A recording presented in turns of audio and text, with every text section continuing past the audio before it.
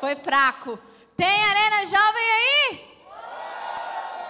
Agora sim. Cadê as nossas equipes mais lindas aí? Deixa eu te ver. Glória a Deus. No final nós vamos ter grito de guerra, amém? Quantos estão prontos aí? Gente, a igreja tá linda, vocês de camiseta, né? As equipes com novas camisetas, algumas já tinham, outras estão estreando hoje. Parabéns para vocês. Deixa eu chamar aqui, só uma prévia, né? Cadê a equipe Gigantes? Glória a Deus. Equipe Fighters. Glória a Deus. Cadê Jets?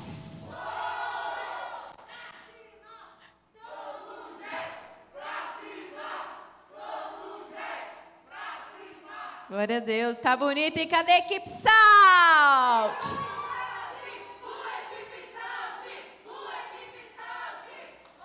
Glória a Deus. E cadê os R's que vão virar equipe em breve? Deixa eu ver. Glória a Deus. Bom, gente, vira pro irmão que está do seu lado e fala assim: meu irmão, você com certeza está no melhor lugar da terra. Amém? Glória a Deus. Muito lindo o nosso Arena hoje. Eu quero trazer uma palavra hoje ao seu coração. Antes eu quero me apresentar, né? Se você está vindo hoje pela primeira vez e você não me conhece, eu sou a pastora Ludmila. E vamos dar continuidade à nossa série de palavras, né? Nós estamos na série 1 Lockdown. E quem gostou aí da nossa próxima série que vai vir aí, né? Julho e agosto, vai ser top. Então você não pode perder, não pode ficar de fora. Você que está em casa nos assistindo, não perca, né? Nos acompanhe em nome de Jesus. Feche os teus olhos, eu quero orar com você, um minutinho. Abaixa a sua cabeça em nome de Jesus. Senhor, meu Deus e meu Pai, nós estamos neste lugar, Senhor Deus, sedentos pela Tua presença. Nós sabemos, Pai, que o Senhor também já estava aqui antes mesmo de chegarmos. A Tua unção, a Tua graça, o Teu favor esteja sobre as nossas vidas e que essa palavra de hoje seja uma palavra transformadora, que venha trazer luz, que venha trazer sabedoria e discernimento sobre nós em nome de Jesus. Amém? Glória a Deus. Bom, queridos, o tema da minha palavra hoje é a voz que você precisa ouvir. Quantos aqui precisam ouvir a voz de Deus? É essa voz que nós precisamos ouvir todos os dias, amém? E essa série tem falado muito sobre o momento que nós estamos vivendo desde o ano passado, né? Que foi a questão da pandemia, entramos em lockdown. E essa série tem tentado retratar como sair, né, de uma situação que nós vivenciamos de uma maneira tão rápida, né? Foi algo que aconteceu de maneira tão rápida. E se a gente for parar para pensar, nós tínhamos aí famílias onde os pais trabalhavam praticamente o dia todo, talvez até quase 24 horas, os filhos ficavam com alguém. Tínhamos uma sociedade em que, não todos obviamente, mas uma grande parte trabalhavam. E quando chegou uma pandemia, simplesmente o que aconteceu? Pegou todo mundo, trancou dentro de casa e falou: agora vocês vão ter que aprender a lidar com tudo aquilo que vocês não conseguiam lidar antes. Pai e mãe, vocês vão ter que aprender a lidar com seus filhos. Vocês vão ter que aprender a educar os seus filhos como se fosse na escola. Vocês vão ter que saber como gerenciar uma família com menos recurso financeiro, porque muitos ficaram desempregados. Então foi algo que pegou toda a sociedade de surpresa, sim ou não? Só que a palavra de Deus, ela nos ensina a superar todos os momentos da nossa vida. E hoje eu quero falar um pouquinho sobre isso com você. E eu quero começar falando que, dentro desse contexto, muitas famílias que têm vivido situações de culpa. Fala comigo, culpa. Eu costumo dizer que culpa é o pior sentimento que o ser humano pode sentir. Sabe por quê? Porque a culpa, ela gera dentro de nós, como eu posso dizer, é algo que nós não precisamos trazer para a nossa vida, porque o próprio diabo já faz esse papel. Sim ou não? Eu não sei se você já passou por uma situação assim, mas eu me lembro que no início da minha conversão, eu e o pastor Tiago, nós já namorávamos, nós nos conhecemos no mundo, eu já devo ter falado isso aqui antes. E eu me lembro que quando nós estávamos no início da conversão, nós tínhamos muita dificuldade de viver em santidade. E eu lembro que no meu primeiro revisão de vidas, porque eu fiz 2 revisões, no meu primeiro revisão de vidas, eu tinha feito uma aliança com o Senhor de que, né, eu viveria para Cristo, de que eu teria um relacionamento santo, de que minha vida seria realmente transformada. Mas o processo de conversão é um processo. Sim ou não? E nós estávamos noivos, nós morávamos juntos e isso era muito difícil. Querido, e todos os dias quando eu chegava na igreja, o primeiro sentimento que vinha no meu coração era o sentimento de culpa. Por quê? Porque eu sabia que eu tinha pecado. De alguma maneira é como se toda a igreja soubesse que eu tinha pecado. Ninguém nem me conhecia. Ninguém nem sabia quem eu era, mas lá dentro do meu coração existe um sentimento de culpa. Por quê? Porque quando nós falhamos, quando nós erramos, principalmente quando nós temos entendimento do nosso pecado, a primeira coisa que o diabo faz é implantar em nós esse sentimento. E esse sentimento nos faz, como é que eu posso dizer? Ele nos torna incapazes de estar na presença de Deus. A gente fala assim, mas eu não posso estar na presença de Deus, eu não mereço estar na presença de Deus, Deus não vai me aceitar sendo pecador ou não. Mas, graças a Deus, Deus me deu sabedoria, Deus me deu discernimento, Deus me ajudou com uma liderança, amém? E nós conseguimos organizar o nosso relacionamento e graças a Deus hoje nós estamos aqui. Deus operou um milagre, né? Só que no dicionário eu quero falar com você hoje, olha só o que o dicionário fala sobre culpa. Segundo o dicionário, culpa é a consciência penosa por ter falhado no cumprimento de uma norma social ou moral. É a voz que ecoa em nosso interior e que mina nossas forças e as nossas conquistas. E eu quero falar para você hoje 3 tipos de culpa que eu e você carregamos muitas vezes na nossa vida. A primeira culpa, querida, é a culpa real. O que é a culpa real? Era essa culpa que eu sentia. De saber que eu tinha pecado, de saber que eu tinha falhado, de estar vivendo uma situação onde você, como eu posso dizer, é um erro consciente, né? Você está vivenciando algo consciente. Eu costumo dizer que o pecado, ele é consciente. É muito difícil você falar assim, nossa, pastora, eu pequei de maneira inconsciente. Querido, inconsciente é quase com sonho, quando você está dormindo, né? Nós temos consciência de quando nós estamos fazendo algo certo ou errado, sim ou não? Primeiro que você aprendeu o que é certo e errado na sua casa, você quer ver? Seu pai e sua mãe te ensinou a não roubar, sim ou não? Seu pai e sua mãe ensinou a não matar, sim ou não? Seu pai e sua mãe te ensinou a ser educado com as pessoas, sim ou não? Seu pai e sua mãe ensinou você a... A palavra estava na minha cabeça, mas calma, vou lembrar. Pronto, ensinou você a não mentir, sim ou não? Que quando você era criança e você mentia, ela te corrigia, não é? De vez em quando ela podia até mentir para você, mas você não sabia. Não é assim? E aí quando você cresce, às vezes eles falam assim, não, filha, é só uma mentirinha branca, não tem problema mais mentir. Mas quando nós somos crianças, nós aprendemos isso na nossa casa. Então mesmo que você talvez fale assim, pastora, mas eu não conheço a Bíblia, eu não conheço a palavra de Deus, eu não tenho como definir o que é certo ou errado. Existem coisas e princípios e valores que nós aprendemos no nosso lar. Então, a primeira culpa, querida, é a culpa real. É a culpa existente. É a culpa de que realmente nós sabemos que erramos, que nós sabemos que falhamos, nós sabemos que pecamos e a gente permite que essa culpa ela permaneça dentro de nós. A segunda culpa é a culpa imaginária. Como assim uma culpa imaginária? A culpa imaginária se manifesta quando acreditamos que cometemos um erro, mas na verdade é um sentimento que muitas vezes permanece oculto, baseado na ideia inconsciente de que ferimos ou podemos vir a magoar os nossos pais, cônjuges, familiares e amigos. O que seria, né, de uma forma mais clara, o que seria essa culpa imaginária, querido? Seria mais ou menos assim. Você veio de uma família onde o divórcio é comum.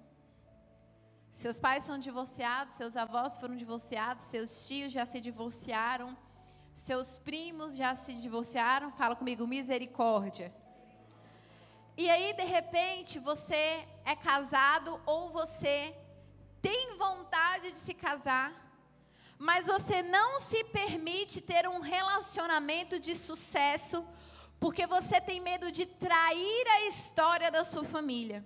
Se você tiver um casamento bem-sucedido, é como se você estivesse rompendo um pacto, rompendo uma aliança com a sua família. É mais ou menos assim, eu não posso ser melhor do que os meus pais.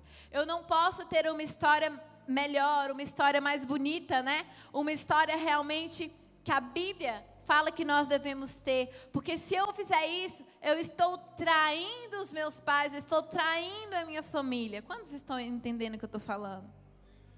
Essa é uma culpa imaginária, querida. É uma culpa de algo que talvez você nem cometeu, isso sim seria algo inconsciente. Vou dar um outro exemplo. Na sua família ninguém conseguiu concluir os estudos. Ninguém conseguiu terminar a faculdade, ninguém conseguiu ter um emprego, assim, como eu posso dizer, algo que seja acima da média, né? E aí você, de repente, carrega dentro de si que você não pode terminar os seus estudos, você não pode se formar, você não pode, ou talvez você é formado, mas você não pode atuar na sua área, porque se você fizer isso, a sua família vai olhar para você e vai falar assim, ué, mas fulano? Mas na nossa família ninguém conseguiu. Por que fulano conseguiu? Você vai se sentir como se estivesse também traindo a sua família.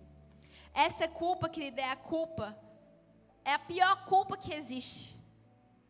Porque essa culpa aqui, ela faz você não cumprir o propósito de Deus na sua vida.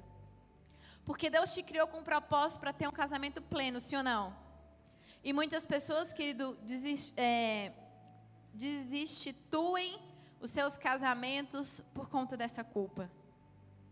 Muitas pessoas não rompem com a sua família por conta dessa culpa. A terceira culpa. Qual é a terceira culpa, pastora? Essa culpa aqui acho que ninguém nunca teve. Ninguém nunca teve essa culpa aqui. É a culpa muleta.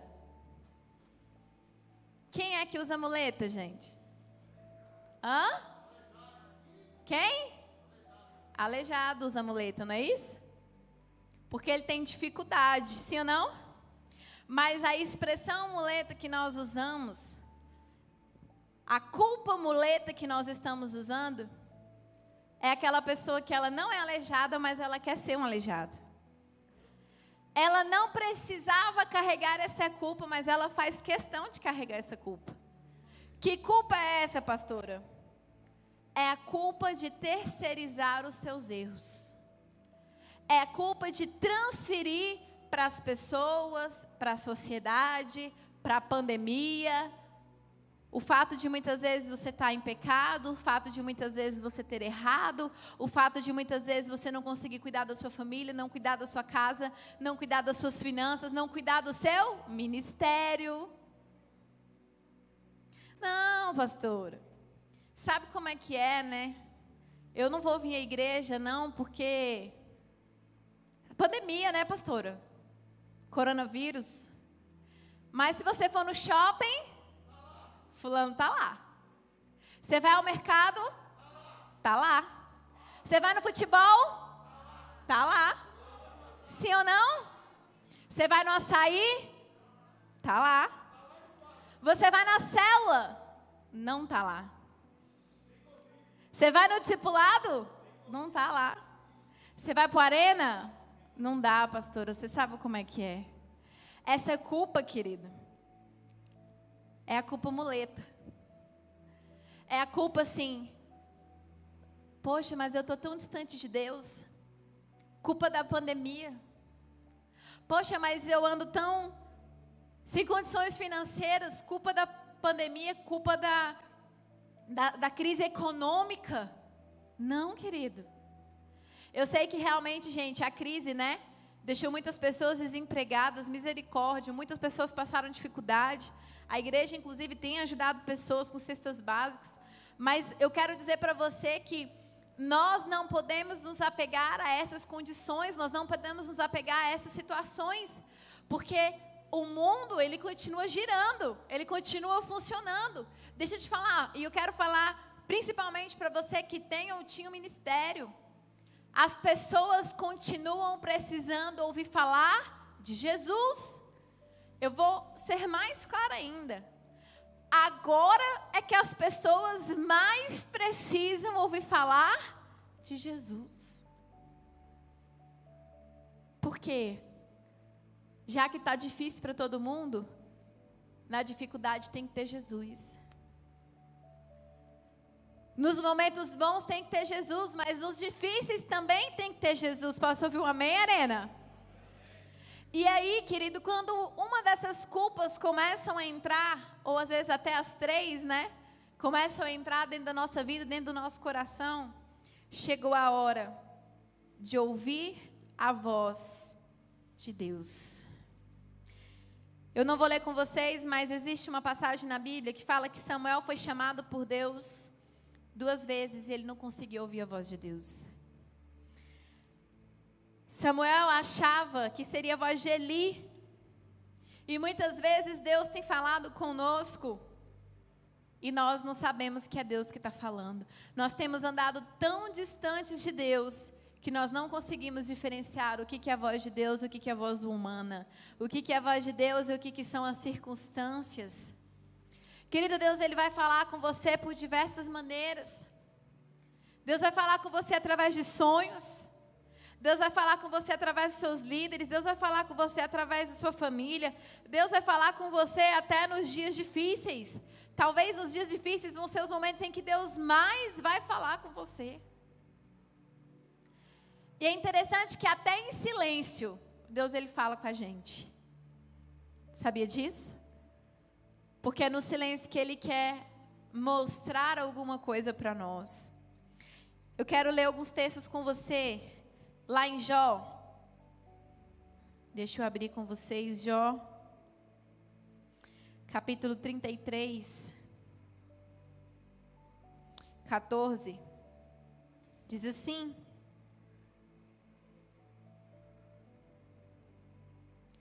pois Deus fala repetidamente, embora as pessoas não prestem atenção.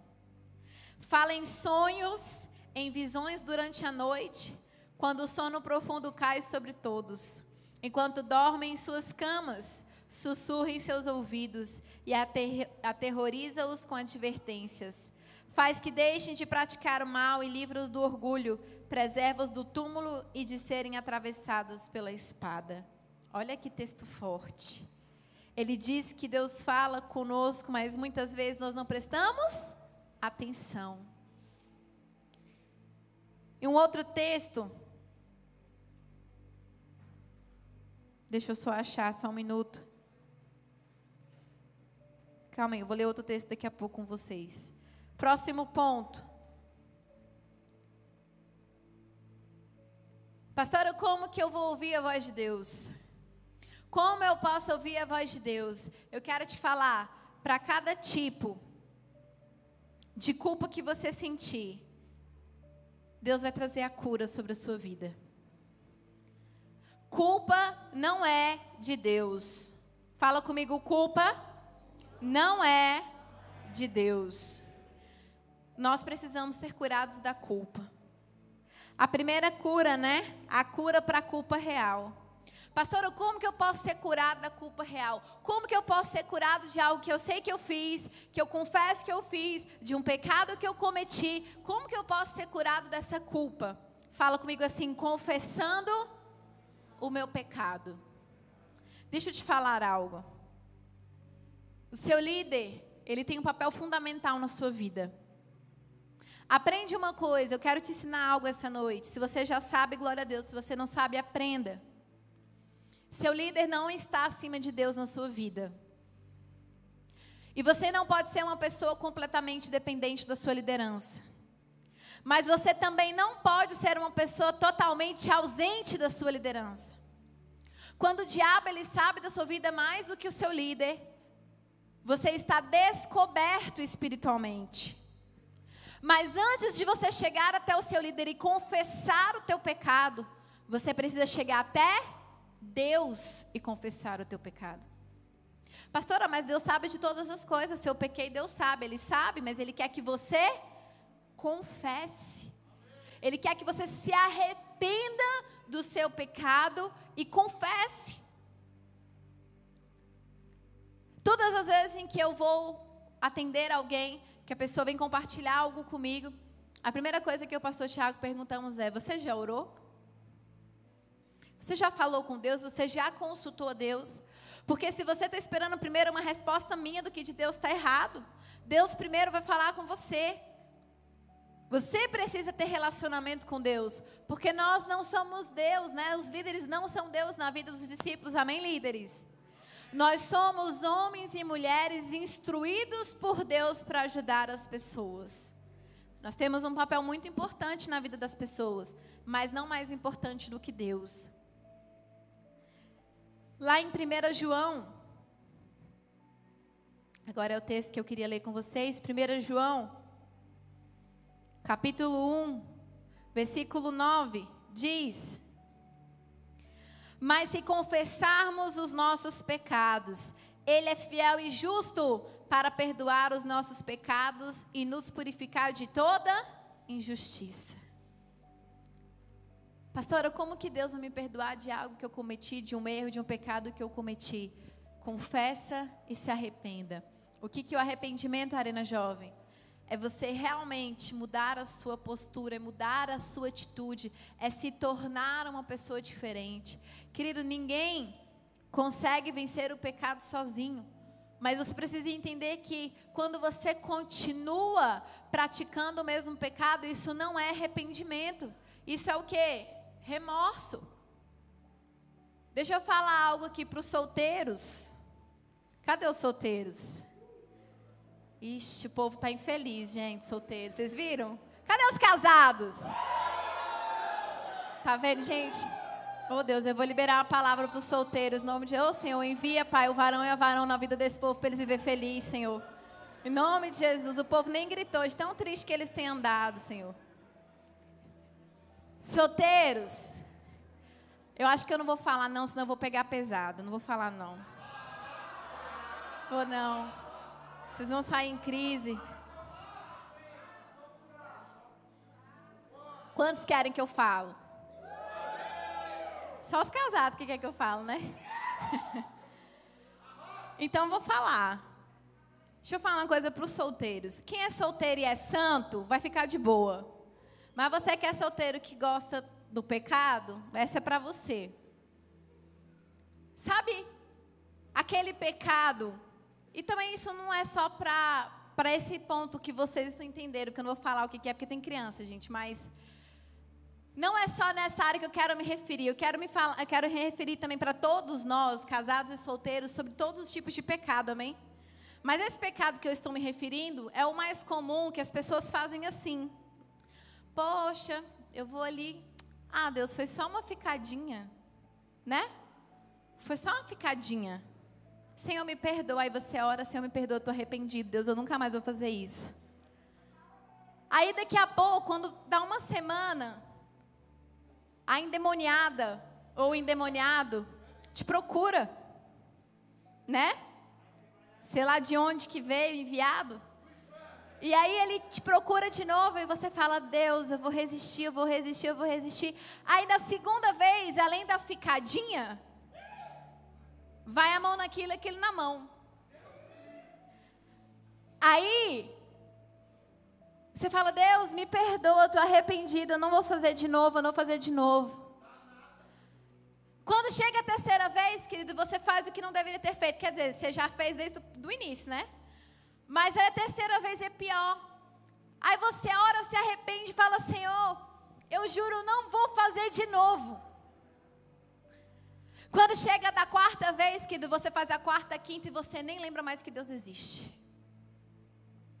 Porque já não vem mais sentimento de culpa. Porque não gerou arrependimento, gerou remorso. Se você tivesse procurado o seu líder desde a primeira vez, você não teria cometido a segunda, nem a terceira, nem a quarta e mais nenhuma delas. Eu estou te falando isso, querido, porque eu vivi no mundo. Eu vivi no pecado. Gente, se pecado não fosse bom, ninguém fazia. Fala a verdade. É ou não é? Só que a gente tem que ser realista. Qual é o seu ponto fraco? Qual é a sua dificuldade? Você precisa vencer. A palavra de Deus fala: resistir ao diabo e ele fugirá de vós. Não é pegar o diabo, não é abraçar o diabo. Ele não vai fugir de você assim, querido.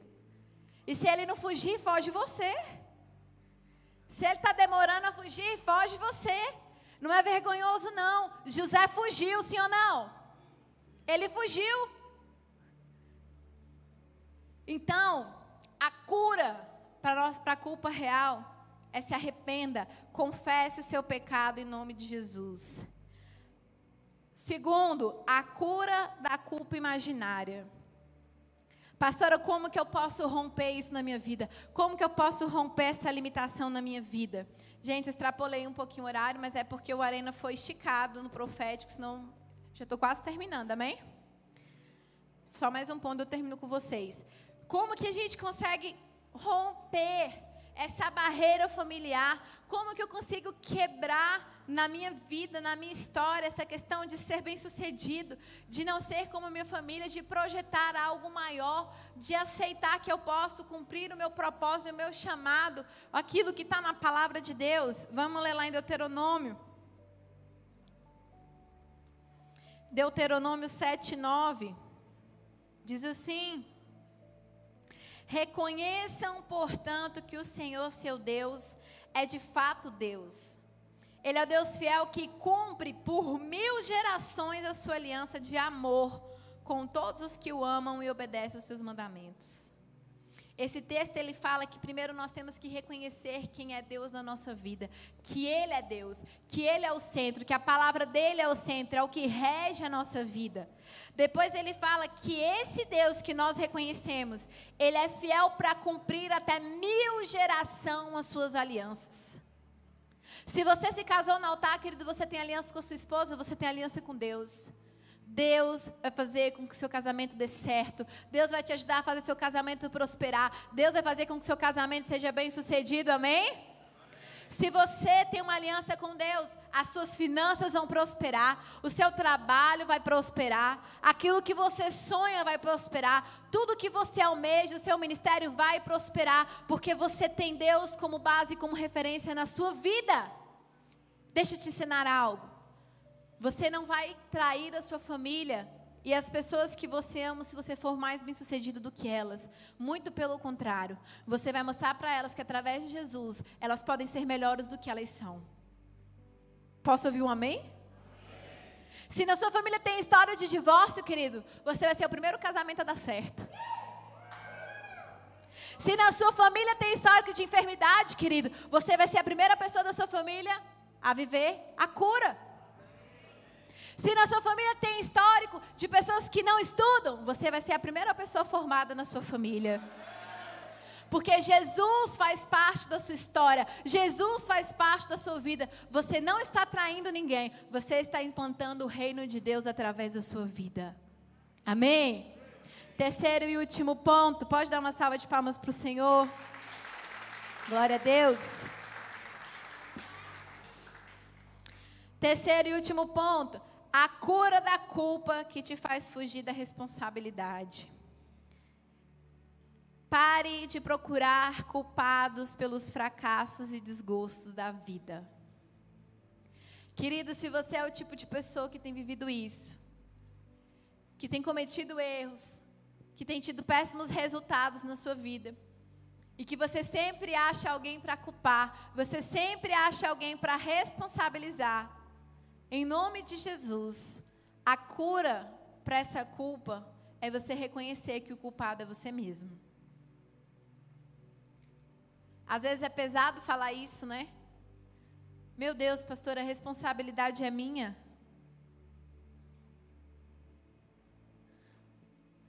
Então, você que tem responsabilizado outras pessoas, hoje você precisa tomar a consciência de que esse erro, de que talvez essas circunstâncias que você tem vivenciado são suas.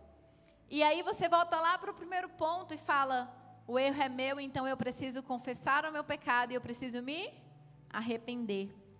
Mas enquanto nós estivermos transferindo essa culpa para outras pessoas, querido, nunca vai ter solução. E a culpa, ela vai te travar, ela vai te paralisar, ela vai te impedir de conquistar muitas coisas na sua vida. Porque todas as vezes em que você for fazer algo, esse sentimento de culpa, ele vai vir sobre a sua vida e ele vai te paralisar, ele vai te travar. Eu quero te falar que tem pessoas que às vezes transferem a responsabilidade até para Deus. Sabia disso? Deus não me ama, Deus se esqueceu de mim. Eu não consigo romper no meu ministério, minha célula não cresce. Gente, Deus não precisa sair para evangelizar. A célula é nossa, sim ou não?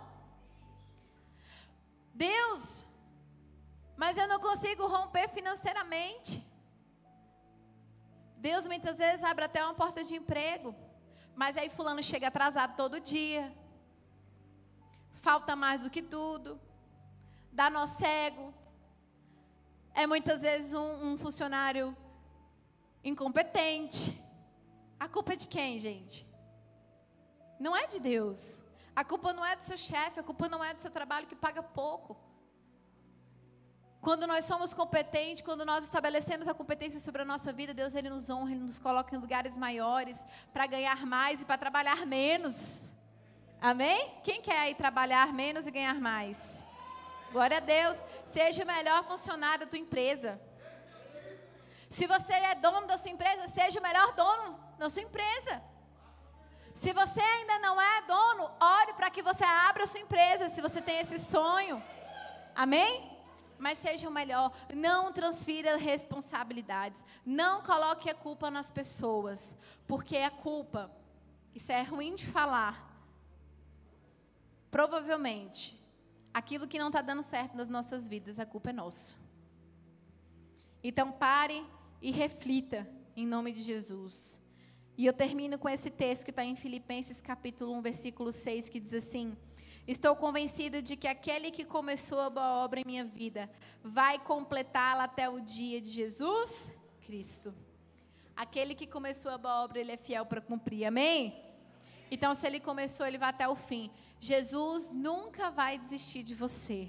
Agora, você não pode desistir de Jesus. Amém? Eu quero fechar com vocês. Antes de eu orar, eu quero fazer rapidamente o nosso momento de dízimo e oferta. Eu não vou dar nenhuma palavra, eu não tenho tempo agora, meu tempo já esgotou. Mas você, querido, que é dizimista e ofertante, você que entende o princípio do dízimo da oferta, você que ainda não dizimou esse mês, eu quero te convidar a preparar o seu dízimo, a preparar a sua oferta. As cestas vão estar posicionadas aqui no altar. À minha direita você vai depositar, vai colocar o envelope com o seu dízimo. E à minha esquerda você vai colocar o envelope com a sua oferta, amém? Você que está em casa nos assistindo, você pode fazer depósito, pode fazer transferências bancárias, vai aparecer um link para você aí na tela. Se você quiser entregar o seu dízimo, a sua oferta, ou você pode vir pessoalmente também em um dos nossos cultos, amém? Então, prepare com muita alegria no seu coração e podem trazer, em nome de Jesus, nós temos máquinas de cartão também disponíveis, se você quiser passar cartão, podem trazer em nome de Jesus.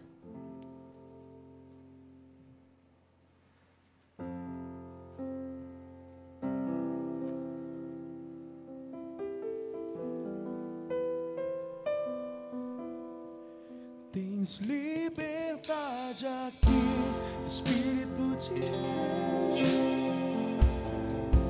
Tens liberdade aqui, Espírito Santo, Espírito Santo. Eu sou tua casa, tua morada. Eu sou teu lar. Muitas coisas de lugar. Eu sou tua casa,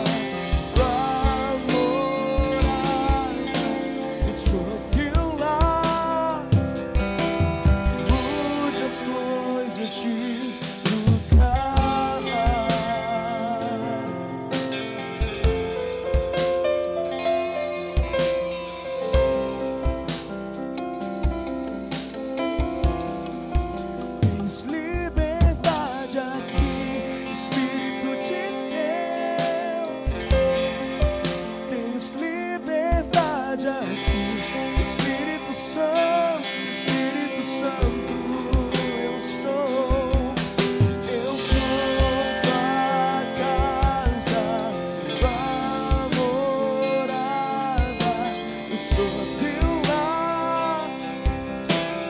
Muda as Glória a coisas. Deus. Vamos ficando de pé, em nome de Jesus. Vamos orar pelo dízimo, pela oferta. Ainda tem gente passando cartão. As cestas vão ficar aqui na lateral, no final, para que você ainda possa entregar o seu dízimo, sua oferta. Amém? Estende sua mão para cá. Vamos consagrar cada dízimo, cada oferta. Senhor, meu Deus, meu Pai, em nome de Jesus, eu quero nesse momento consagrar cada dízimo e cada oferta. Deus, que a tua unção, o teu favor, a tua misericórdia esteja sobre nós. Aqueles que são dizimistas, Senhor Deus, estende hoje, Deus, o muro de proteção sobre suas casas, sobre suas famílias. Senhor Deus, sobre os teus filhos, teus bens.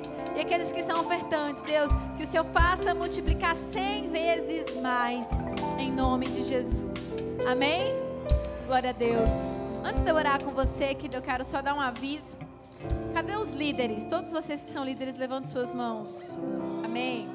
Líderes, no final, assim que acabar a arena, aqui no hall, nessa lateral, aqui perto do berçário, nós vamos ter uma pessoa que vai estar tirando foto de vocês com a camiseta, de preferência se você tiver com a camiseta da equipe, tá?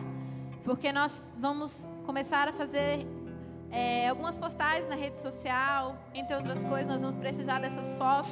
Vocês que são 70, né? Vocês que têm crescido, nós queremos sempre estar divulgando suas células. Então, vocês vão tirar foto aqui na lateral, não vão embora, amém? Feche os teus olhos mais uma vez, eu quero orar com você. Feche os teus olhos, em nome de Jesus.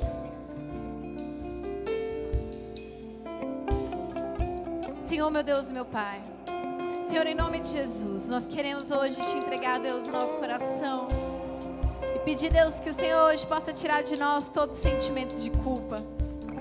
Senhor Deus, que a culpa não tenha mais espaço, não tenha mais vazão em nossos corações. Que o Senhor Deus possa mover o ambiente nessa noite.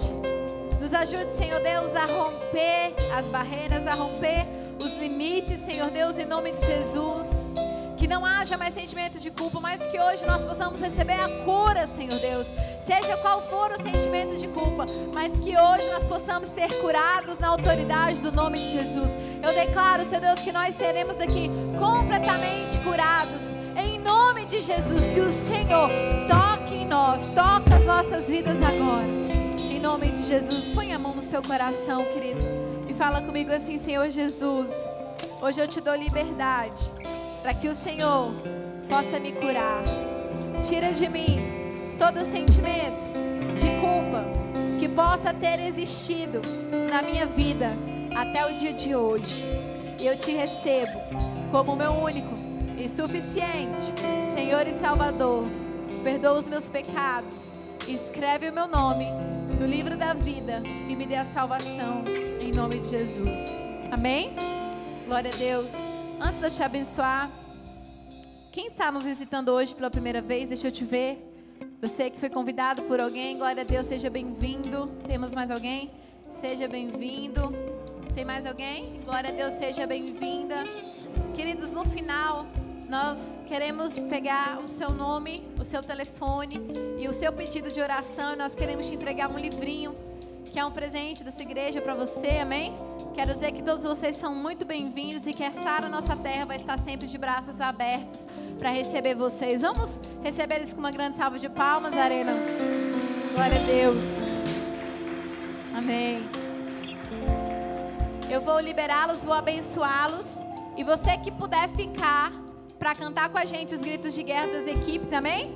Se você puder ficar, permaneça. Nós vamos cantar os nossos gritos de guerra. Que o Senhor Deus te abençoe e te guarde. Que Ele resplandeça os deles sobre ti e te traga paz. Que os anjos do Senhor estejam acampados ao seu redor, te guardando e te protegendo, em nome de Jesus. Glória a Deus.